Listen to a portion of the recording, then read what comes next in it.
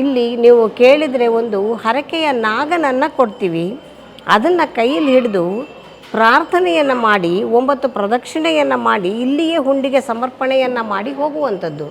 ಈ ರೀತಿ ಕೇವಲ 9 ವಾರಗಳ ಕಾಲ ನೀವು ಮಾಡ್ತಾ ಬಂದಿದ್ದೇ ಆದರೆ 9 ವಾರದ ಒಳಗಾಗಿ ಅನೇಕ ಜನರಿಗೆ ಇಲ್ಲಿ ಅವರು ಕೇಳಿದಂತಹ, ಅವರು ಬೇಡಿದಂತಹ ಪ್ರಾರ್ಥನೆಗಳು ಈಡೇರಿರತಕ್ಕಂತಹ ನಿದರ್ಶನಗಳು 1000ಕ್ಕೂ ಹೆಚ್ಚು ಇದೆ.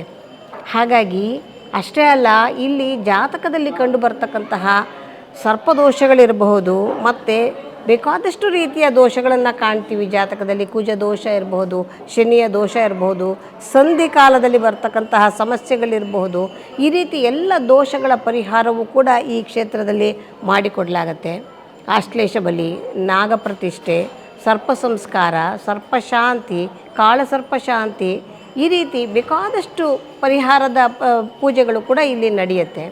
ಪ್ರತಿ ಭಾನುವಾರದ ದಿವಸ 11:30 ಗಂಟೆಗೆ ಇಲ್ಲಿ ಬಂದಂತಹ ಭಕ್ತಾದಿಗಳಿಗೆ ಸ್ವಾಮಿಯೇ ಉತ್ತರ ಕೊಡ್ತಕ್ಕಂತಹ ಒಂದು ಪ್ರಶ್ನೆಯನ್ನು ಕೇಳುವಂತಹ ಅವಕಾಶ ಇದೆ.